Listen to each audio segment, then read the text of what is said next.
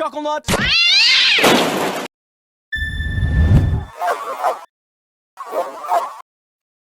2, 1. This is a Chinese dissection puzzle called 七巧板. 好. literally translated to 7 boards of skill, or the tangram. And it's amazing how many shapes it can become, but when I looked it up, it was way expensive. Fine. I'll do it myself. So I wanted to challenge myself. I thought, can I make it using math? Boy, does this prove to be a challenge later on. But let's not get ahead of ourselves.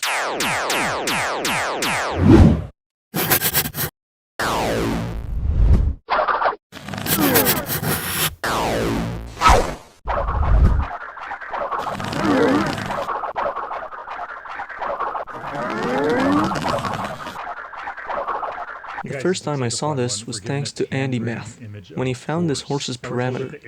But how would you even go about making this? Its mechanism is pretty simple. You just slide pieces around and rotate them. But like, how do you even make moving pieces?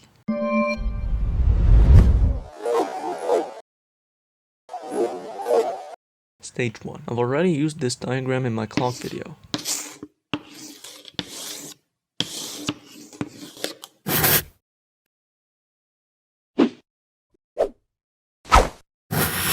But I didn't show how you could make it. The first idea you have might be to make an equation out of a shape and move it to the right and up by the desired amount.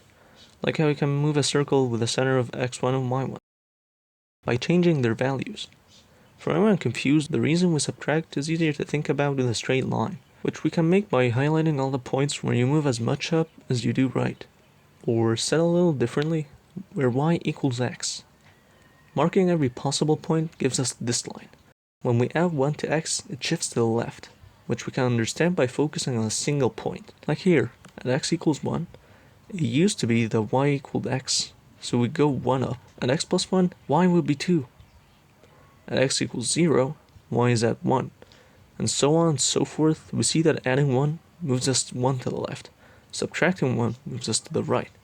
Same with the circle, which we already discovered its equation from that video, which is why the equation of a circle is x squared plus y squared equals r squared. But even the simplest shapes have some weird equations, like how a square is the absolute value of x plus y plus the absolute value of x minus y, that equals the side's length. And you wouldn't believe the equation of this triangle. So for polygons, we've got to find a simpler and more general way of making them. We can make a polygon out of its corners.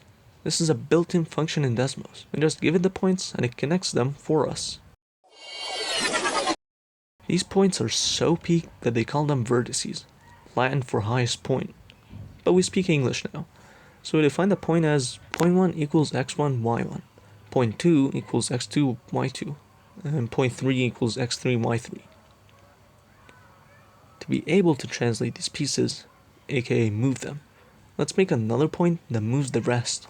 Putting it in the center makes sense for now. To make the other points dependent on the one you're moving, you define them in terms of it. So I set the point at the center as point 1, and named the others in sequence to that. To actually get it in the center, I had to do some reverse engineering by slicing the lines in front of each point in half. And where they intersect is the center of mass. So I saw how much the other points were shifted to the right and up from it. Great.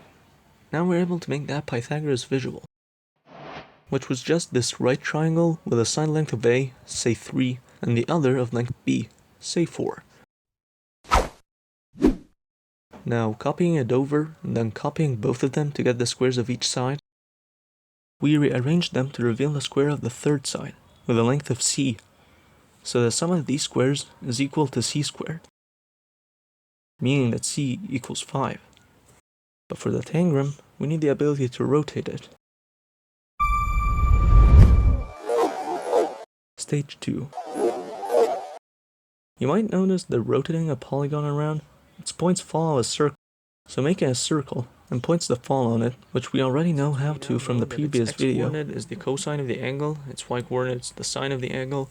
We could describe it in Cartesian using cosine of theta, sine of theta. For a right angle triangle, we use Thales theorem? thought it was Thales theorem, which states that if A, B, and C are distinct points on a circle, where the line AC is a diameter, the angle ABC is a right angle. Fun fact, all the triangles in the tangram are isosceles, right triangles. We'll make 5 circles of different sizes for the triangles, specifically 2 for the big ones with the same radius, 2 for the small ones, and 1 for the mid one. And we're already 71% of the way there. Next, we make 1 for the square. Easy. We just divide the circle into 4 equal pieces. And last but not least, the purple parallelogram. Surely this will be a piece of cake, right? I mean, we just make a circle that covers all the points. But that's the thing though. There isn't. You can't make a circle to contain the parallelogram, because there are 2 different diameters. But come on, we're 6/7 of the way there.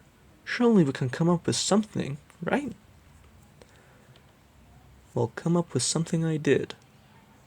Notice how when you cut it along its minor diameter, you get these same small triangles, which we already know how to make. But now what we want is to have the second triangle move in the circle around the first triangle, and to rotate it around itself at the same time.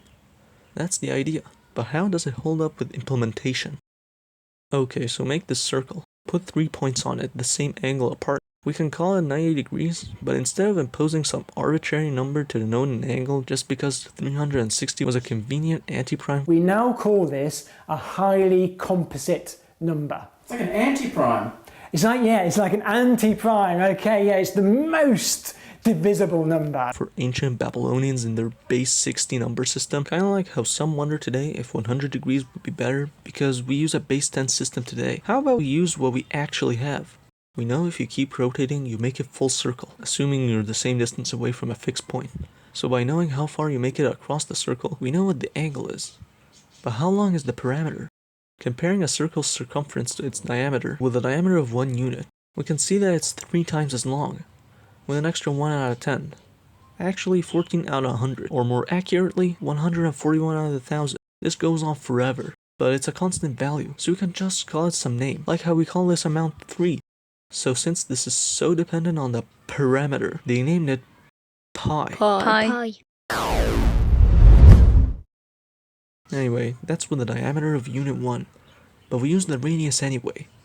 So if half the diameter were to be 1 unit long, then the parameter would be twice as long, or 2 pi for short.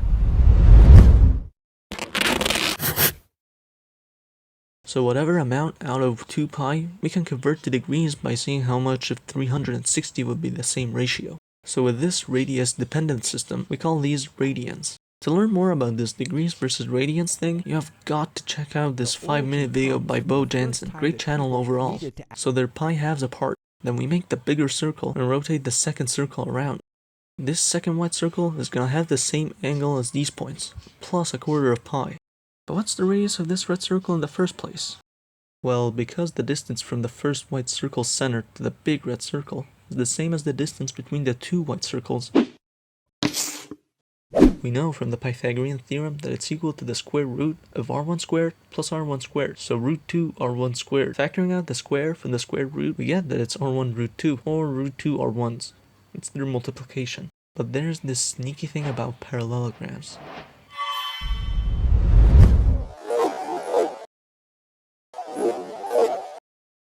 You must have noticed it already.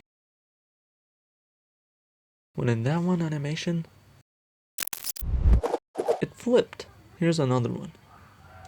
Rearranging the tangram's pieces, we have this other tangram square that differs because of the fact that parallelograms are the only shape we can't mirror by simply rotating.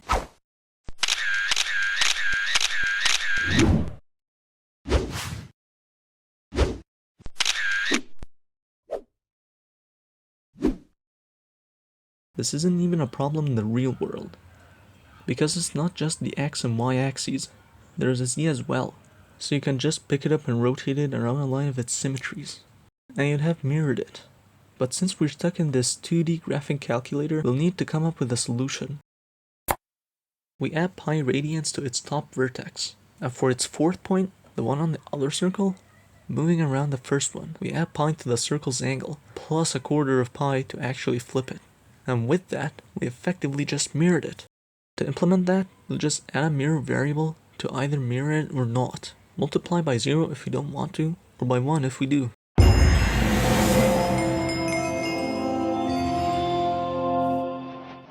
Originally, I had the player move, rotate, and flip using the folders, but I updated it so it's more user-friendly. To find out how, subscribe so you don't miss the follow-up shorts. This is a pretty fun puzzle actually. You can go to this website to see the silhouette of a solution that you find by imagining which pieces fits which part. And now you can make one for your friends. Or I can even post a link to this if y'all want it. Just comment down below.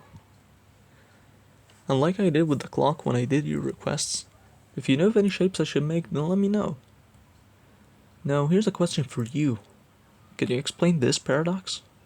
How come in this arrangement the Chinese monk has got a foot, while here he doesn't? Oh yeah, I have a Discord server now. So if you want your fan art to be featured at the end of videos, like something you made with the Tangram, just share it there. The link's in the channel description.